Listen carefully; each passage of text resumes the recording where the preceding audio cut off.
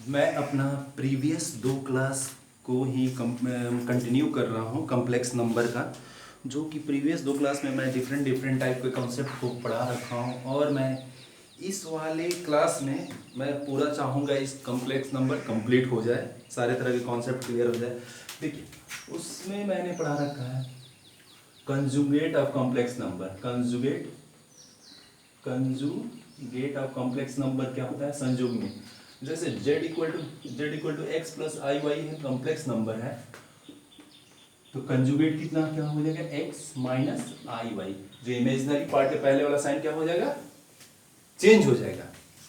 तो इस तरीके से अब क्वेश्चन पूछे, बोल दे रखा है आपके पास, कोई कॉम्प्लेक्स नंबर है 5 plus 3i, z equal to दे रखा है इतना, तो z कंजुगेट पूछे तो कितना हो जाएगा? 5 माइनस 3i, आंसर हमारा होगा। अब नेक्स्ट कोई कॉम्प्लेक्स नंबर दे रखा है z equal to 1 plus 5i minus 5i, तो इसका पूछे इसका कंजुगेट क्या होगा, तो सिंपली क्या करना है हमको? z कंजुगेट 1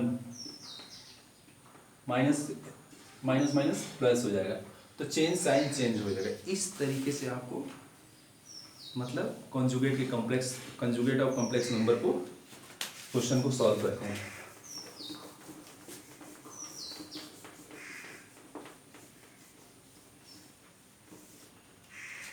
और यहाँ पे दे रखिए आपको, जैसे z equal to 2 plus i 5 plus 3i 5 plus 2i 6 plus 4i, इस तरीके से। तो इसका कॉम्प्लेक्स नंबर, इसका कंजुगेट पूछे, अगर इसकी कंजुगेट की बात करें तो क्या करेंगे? सिंपल सी बात है, इसका कंजुगेट कर लीजिए। जैसे ही कंजुगेट करेंगे, कंजुगेट वाले रूल से क्या डिवीजन वाले रूल है, मतलब भाग वाले रूल है, तो नीचे ऊपर कंजुगेट कर देंगे। 5 प्लस 3i इसका कंजुगेट, इसका अलग conjugate 5 plus 2i 6 plus 4i। जब ये भाग वाले हैं यहां से, ये मल्टीप्लाई वाला है कंजुगेट पूरा, तो मल्टीप्लाई वाले प्रॉपर्टी से क्या करेंगे? अलग अलग लिख सकते हैं। 2 प्लस आई 5 3i, इसको अलग अलग मैंने कंजुगेट कर दिया। उसमें था ना, जैसे था z1 z2 है, z1 z2 है, तो अलग अलग लिख सकते हैं। तो उसी तरीके से मैंने अलग अलग कर लिया इसका कंजुगेट। और ये भाग वाले में 5 प्लस 2i इसको अलग कंजुगेट लिख दिया, 6 प्लस 4i। जैसे ही अलग अलग कंजुगेट लिखे तो इसका साइन क्या हो जाएगा? चेंज हो जाएगा। 2 माइनस आई 5 minus 3i 5 minus 2i 6 minus 4i। इस तरीके से इसको अब आपस में मल्टीप्लाई कर लीजिए, वो हमारा ओवरऑल आंसर होगा। एक और तरीका हुआ, आप क्या करेंगे? अगर इसकी कॉन्जुगेट पूछ रखा है, ये हमारा क्वेश्चन था, अगर इसका कंजुगेट पूछ रहा है तो आप क्या करेंगे? सिंपल सी मल्टीप्लाई करेंगे, इसमें इसमें मल्टीप्लाई करेंगे, फिर उस तरीके से भी कंजुगेट करेंगे, तो आंसर वही आएगा। बाकी एक ये रूल को यूज करते हुए मैंने सारा कंजुगेट को की प्रॉपर्टी को यूज करते हुए इसको क्वेश्चन को मैं सॉल्व किया। एक बार यहाँ पे क्या किया, जब डिवाइड में था तो अलग अलग मैंने लिख लिया, न्यूमरेटर और डिनोमिनेटर को कंजुगेट कर लिया, फिर ये आपस में मल्टीप्लाई में है तो मल्टीप्लाई वाले के तोड़ के कर लिया, इस तरीके से। और इसको पूरा पूरा सॉल्व करने के बाद हमारा जो आंसर आएगा वही हमारा आंसर होगा। ठीक है, ये हमारा कंजुगेट के कॉन्सेप्ट।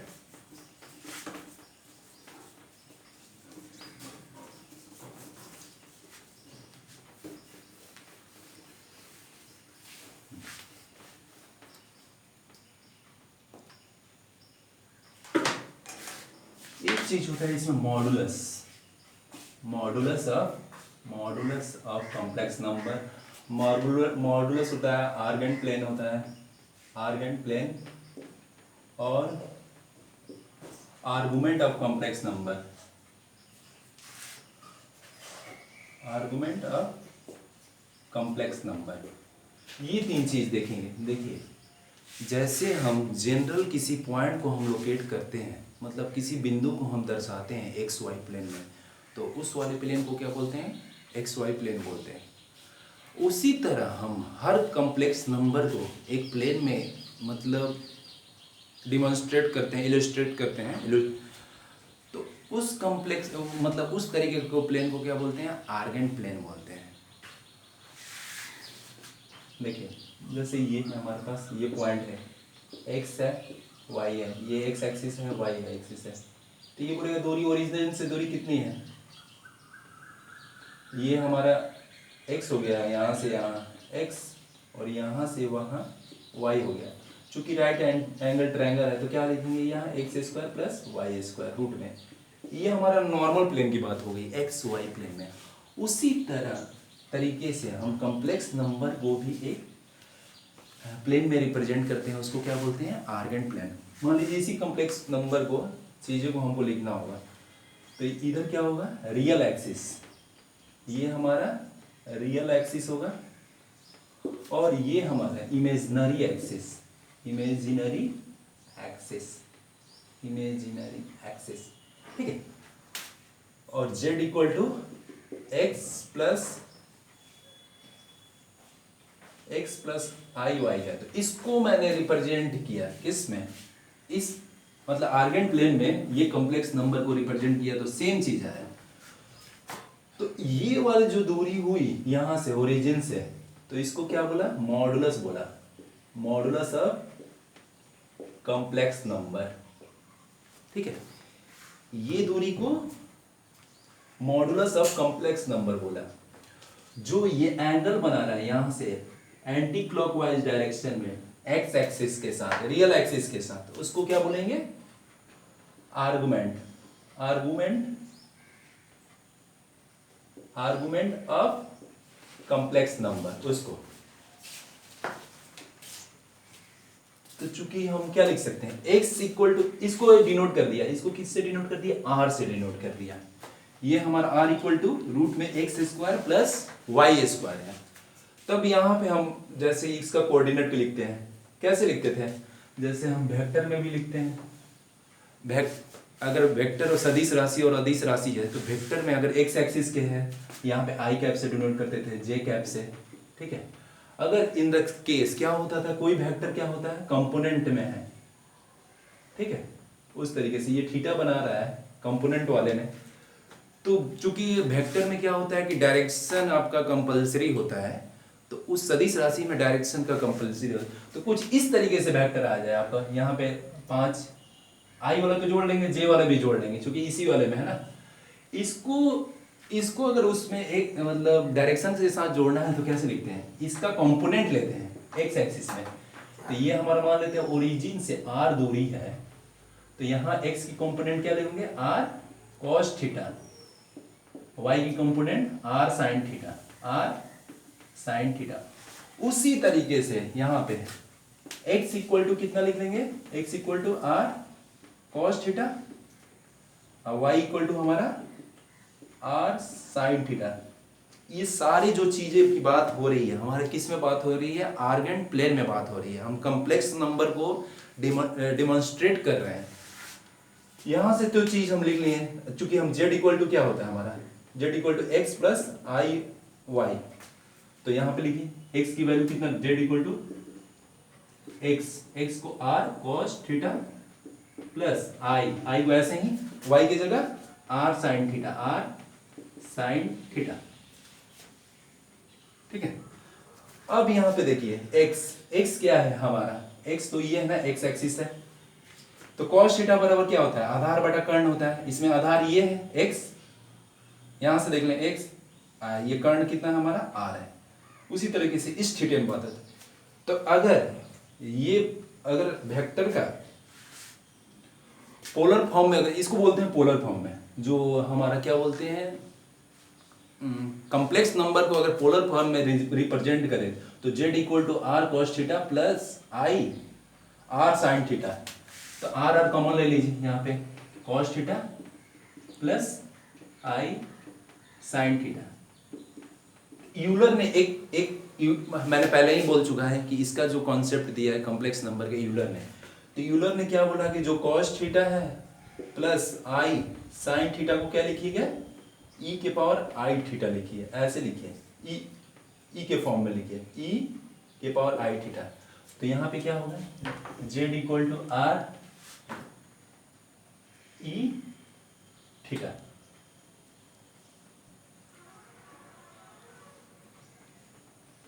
आर इंटू ई के पावर आई थीटा हो जाएगा, ठीक है, इस तरीके से।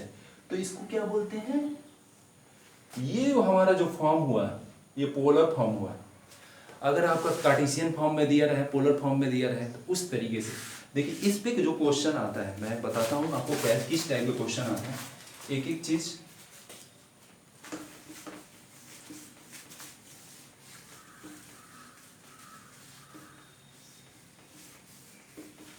बोलेंगे मॉडुलस ऑफ कॉम्प्लेक्स नंबर दे रखा है, मॉडुलस ऑफ कॉम्प्लेक्स नंबर। चूंकि r क्या है, r हम डिस्टेंस है, तो डिस्टेंस है तो हमेशा पॉजिटिव होगा, ये यानी कि मॉड में रखिए चाहे नहीं भी रखिए, हमेशा डिस्टेंस है तो हमेशा प्लस में ही होगा।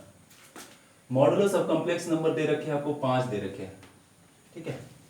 और थीटा की वैल्यू दे रखा है, थीटा की वैल्यू π/3 दे रखे हैं। तो बोले कि पोलर फॉर्म में इस कॉम्प्लेक्स नंबर को आप लिखिए, तो हम जानते हैं z equal to r cos theta bracket plus i sine theta. तो यहाँ पे प्रेजेंट कर दीजिए, आर की जगह कितना दे रखा है 5, कॉस π/3 प्लस आई साइन π/3, इस तरीके से। और इसको और सिंप्लीफाई, कॉस π/3 कितना होता है, √3/2 होता है, प्लस आई साइन π/3 कितना होता है 1/2 है। तो यहाँ से 2 कॉमन ले लीजिए, 5/2 √3 प्लस आई, हमारा ये आंसर हुआ एक टाइप का क्वेश्चन।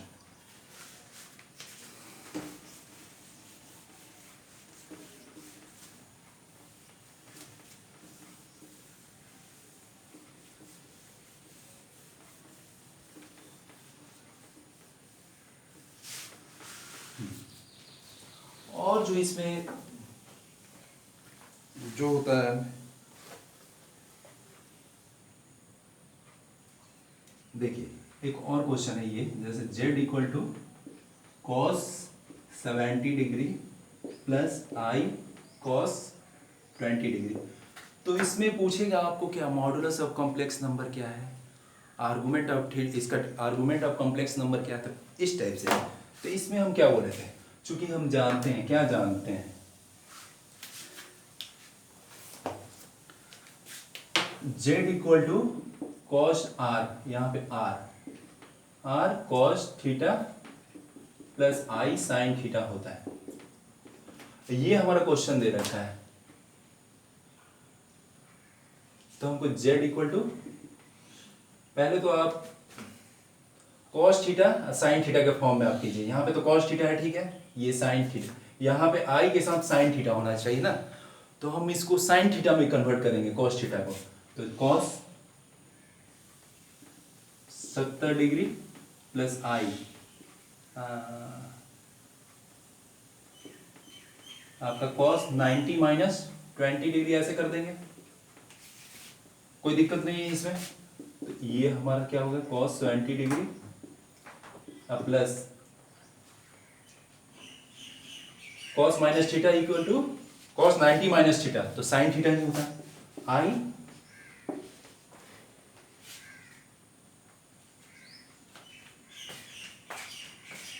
आई साइन थीटा हो गया, ठीक है।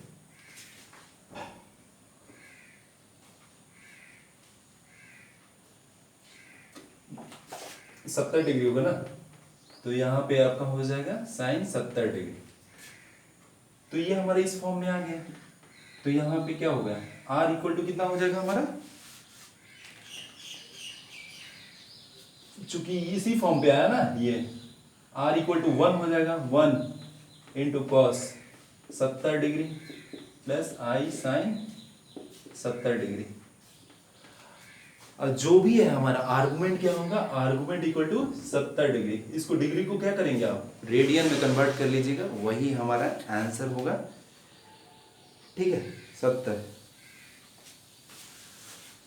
मैं 70 को मैं रेडियन में कन्वर्ट कर देता हूँ। डिग्री को रेडियन में कन्वर्ट करना है तो किस तरीके से करते हैं, D/90 बराबर 2C/पाई। ये आपका हो गया D बटा पाई, इधर चला गया 180 C। मतलब डिग्री में 70 डिग्री में हम कितना पाई/80 से 180 से भाग दे देंगे, गुना कर देंगे तो ये हमारा हो जाएगा, ये कैंसिल 7/18 पाई हमारा आंसर। इस तरीके से आप मतलब अप्रोच कर सकते हैं। और जो इसमें एक इम्पोर्टेंट चीज़ होती है,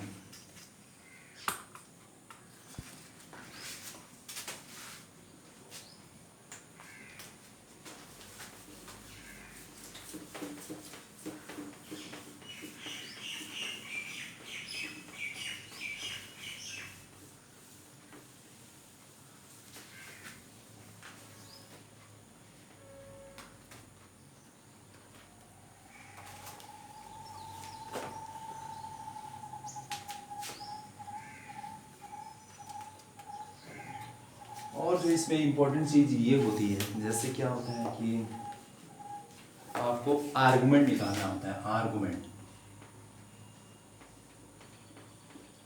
आर्गुमेंट ऑफ कॉम्प्लेक्स नंबर।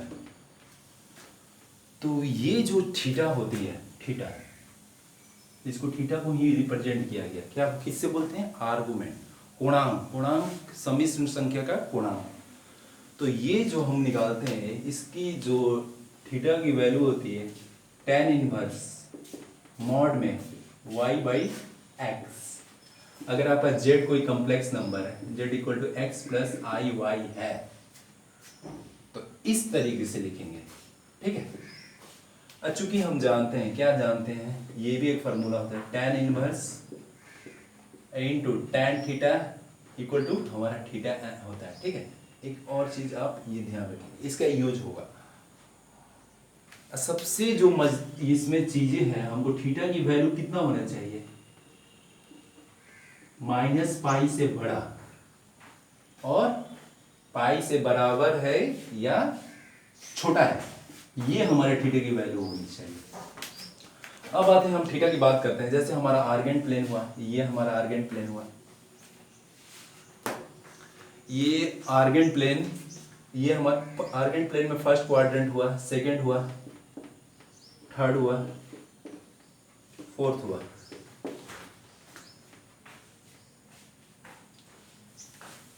तो जनरली क्या होता है, जो रियल एक्सिस और इमेजिनरी एक्सिस, उसी तरह से एक्स वाई जो प्लेन होता है, उसी में क्या होता है, इस साइड में एक्स पॉजिटिव होता है, x greater than x positive,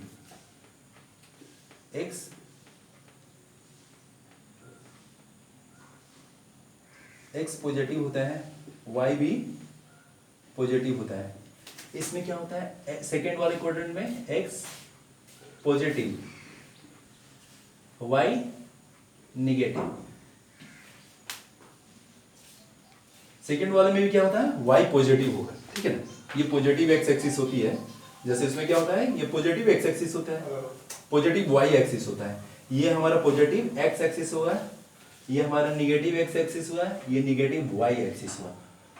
तो इसमें क्या होगा, एक्स भी क्या होगा आपका निगेटिव होगा, वाई भी निगेटिव होगा, इसमें एक्स पॉजिटिव होगा, वाई निगेटिव होगा, इस तरीके से। तो जनरली जो कॉम्प्लेक्स नंबर जो भी दिया है एक्स वाई कोफिशिएंट में, उस तरीके से, तो सिंपल सी बात है, या तो वो कॉम्प्लेक्स आर्गेंट प्लेन के फर्स्ट क्वाड्रेंट में आएगा, सेकंड क्वाड्रेंट या थर्ड क्वाड्रेंट, या तो फोर्थ क्वाड्रेंट में आएगा, इस तरीके से आएगा। तो एक एक चीज आप देखिए, जब भी अगर आएगा,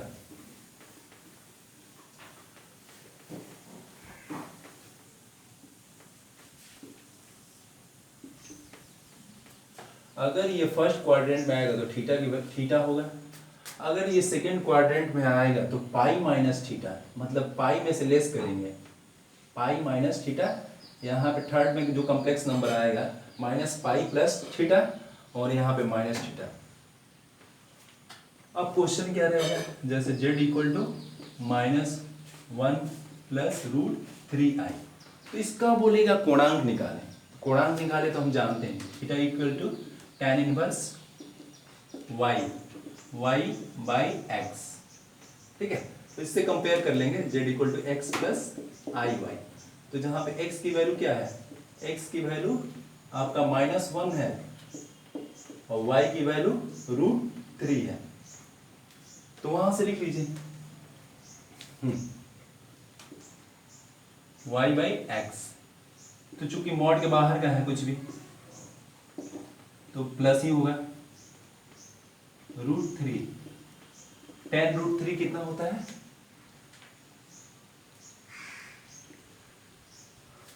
60 डिग्री होता है। tan inverse tan pi by 3, चूंकि अभी हम बता रखे थे, क्या बता रहे थे, tan inverse tan theta equal to theta, तो उसी तरह यहाँ से क्या लिख लेंगे, पाई बाई 3 हो जाएगा।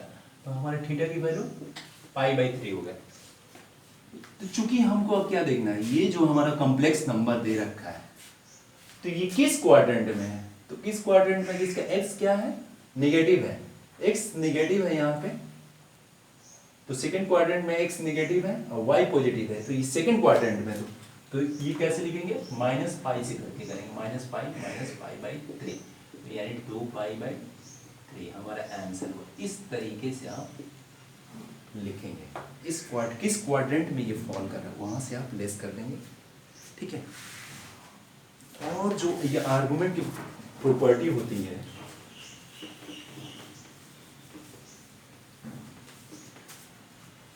जैसे दो कॉम्प्लेक्स नंबर है तो आर्गुमेंट ऑफ z1 भागत z2 है, तो इसको क्या लिख सकते हैं, argument of z1 minus argument of z2, argument of z1 into argument of z2 के argument of z1 plus argument of z2।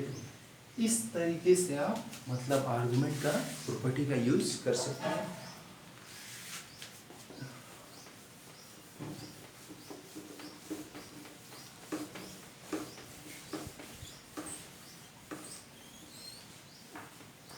अब इसमें जो लास्ट हमारा जिस टाइप का कॉन्सेप्ट आता है, एक और आर्गुमेंट वाला मैं क्वेश्चन करता हूँ, ठीक है। जैसे z equal to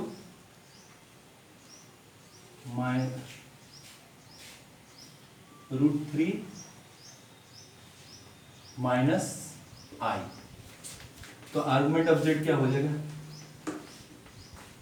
argument of z जिसको थीटा से डिनोट करते हैं, theta equal to tan inverse y by x, तो ये हमारा tan इनवर्स, चूंकि मॉड है तो क्या लिखेंगे, 1/√3 ही होगा।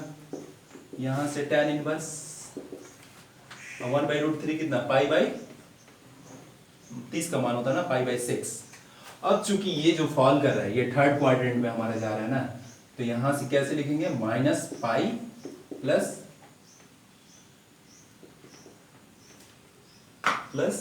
पाई बाई 6 यहाँ से, तो -5 पाई बाई 6 हमारा आंसर। इस तरीके से चूंकि इस वाले फर्स्ट क्वाड्रेंट में जाएगा, जैसे कॉम्प्लेक्स नंबर, अगर इसी कॉम्प्लेक्स नंबर को मैं फर्स्ट क्वाड्रेंट में लिखूंगा तो कैसे लिखूंगा, 3 + 1, सेकेंड क्वाड्रेंट में x माइनस x होगा प्लस i, यहाँ पे माइनस i, इसमें क्या हो जाएगा,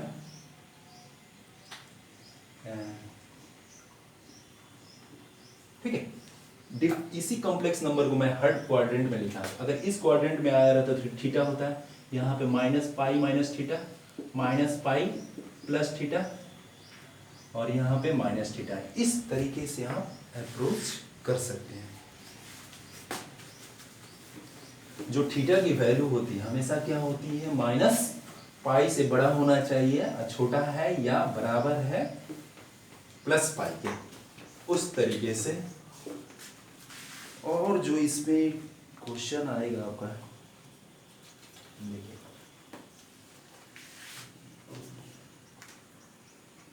जैसे आपका आएगा Z1 प्लस Z2 का मॉड, इसका मान कितना होगा? आपका ये आएगा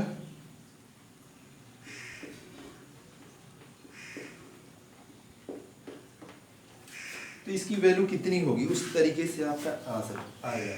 तो चूंकि हम जानते हैं मॉड की प्रॉपर्टीज है, जेड कंजुगेट जेड क्या हम लिखते हैं, जेड स्क्वायर लिखते हैं। तो ये चीज दिया है तो इसको ऐसे लिख सकते हैं, Z1 Z2 Z1 plus Z2 के कॉन्जुगेट, इस तरीके से आप लिख सकते हैं इसी चीज को। उसी तरीके से मैंने ऐसे यहाँ लिख दिया Z1 minus Z2, Z1 minus Z2, यहाँ पे मैंने कंजुगेट लिख लिया।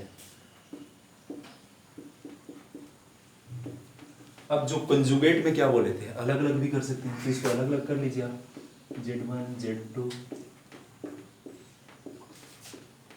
Z1 माइनस Z2, ये अलग अलग कर लिया। अब इसको मल्टीप्लाई कीजिए इसमें, Z1 Z कंजुगेट, इसका इसमें multiply, Z1 Z2 conjugate Z2 Z1 conjugate Z2 conjugate, ये हो गया आपका। अब इसका इसको मल्टीप्लाई कीजिए, Z1 conjugate minus Z1 conjugate Z2 minus minus plus Z1 conjugate, इसका Z1 Z2, अब इसका Z2 Z1 conjugate Z2 minus में होगा, minus minus plus Z2 conjugate, यहाँ से ये कैंसिल, Z1 कंजुगेट Z2, ये माइनस है Z2, इससे ये कैंसिल होगा। और आपका ये कैंसिल होगा किससे, ये आपस में कैंसिल हो जाएगा, ये चारों को ये कैंसिल हो गया। तो यहाँ पे जो भी बचेगा आपका सिंपल सा बचेगा, क्या बचेगा, Z1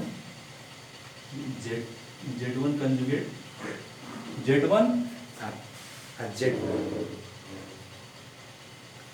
इस तरीके से बचेगा। एक ये Z1 बचेगा, यहाँ वाला ये कैंसिल नहीं होगा, माइनस वाला दोनों कैंसिल हो जाएगा आपस में, ठीक है, ये कैंसिल नहीं होगा, Z1 कंजुगेट। तो यहाँ पे एक और है यहाँ पे इस तरीके से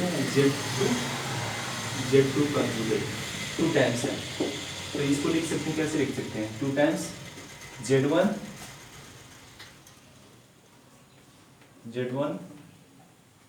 Z2 कंजुगेट, इस तरीके से आपका ये हमारा आंसर। इसको आप देख लीजिए कि यहाँ पे ये दोनों कैंसिल हो जाएगा, माइनस वाला जो कैंसिल हो जाएगा, बाकी केवल बचेगा आपको 2 टाइम्स Z1 कंजुगेट, इधर भी बचेगा Z1 कंजुगेट Z2 का, दोनों ऐड होके ये 2 टाइम्स। चूंकि हम जानते हैं, क्या जानते हैं, Z1 कंजुगेट Z1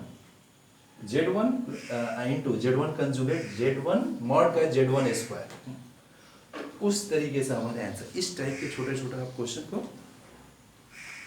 सॉल्व कर सकते हैं। और इसी में एक और टाइप का क्वेश्चन आएगा, देखिए जो इसका यूज होगा, जैसे मैं क्वेश्चन को ही कर देता हूँ, जैसे आपका क्वेश्चन दे रखा है मॉड Z2 इक्वल टू 1, तो देन प्रूव दैट क्या करना है आपको, prove that Z1 Z2 conjugate 1 आपका इतना होता है, ये प्रूफ करना है। चूंकि हम पहले ही बता चुके हैं, देखिए Z1 कंजुगेट क्या होता है, मॉड Z स्क्वायर, यहाँ पे mod Z square equal to 1 दे रखा है, तो स्क्वायर भी करेंगे तो 1 ही आएगा ना यहाँ से। तो चूंकि ये हमारा कितना हो जाएगा, स्क्वायर भी कर देंगे तो 1 आएगा।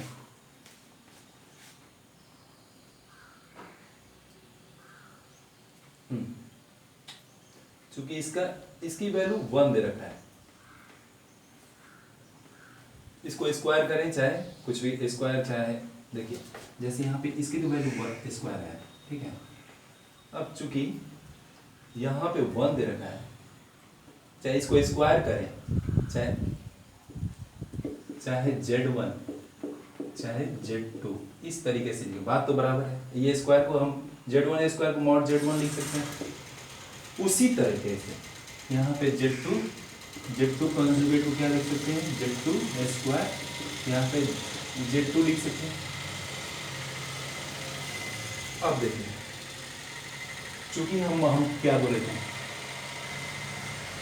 यहाँ LHS से लेके हमको RHS ला लेना है, LHS से हमको RHS लाना है, इसकी वैल्यू और इसकी, ये हमारा क्या हो जाएगा Z1, इतना तो आपका ठीक है, यहाँ से ये ठीक है। क्योंकि इसको और थोड़ा सिंप्लीफाई करें, ये सेकंड वाला को मैं लेके चलता हूँ, जैसे 1/Z1 प्लस 1/Z2, ये आपका दे रखा है। तो 1 को कैसे लिख सकते हैं, 1 को लिख सकते हैं Z1 इंटू Z1 कंजुगेट बटा Z1 लिख सकते हैं, प्लस यहाँ पे Z2 कंजुगेट Z2, ये कैंसिल आउट हो गया। अब यहाँ पे बचा क्या है हमारा, Z1 Z2 अलग अलग कंजुगेट है।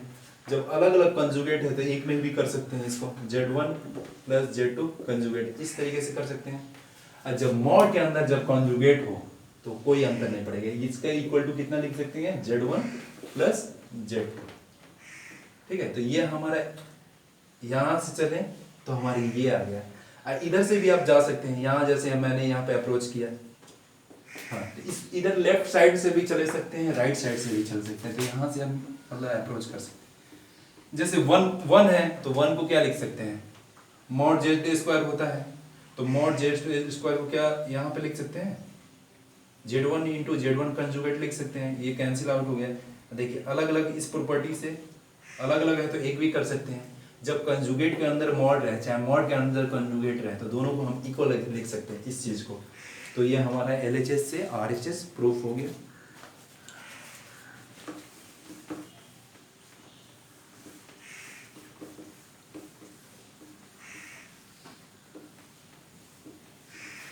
और जो इसमें इनइक्वलिटी सबसे बड़ी चीज होती है, जो इनइक्वलिटी के क्वेश्चन आते हैं, इनइक्वलिटी कंजुगेट वाले, जो कॉम्प्लेक्स नंबर है, मॉडुलस ऑफ Z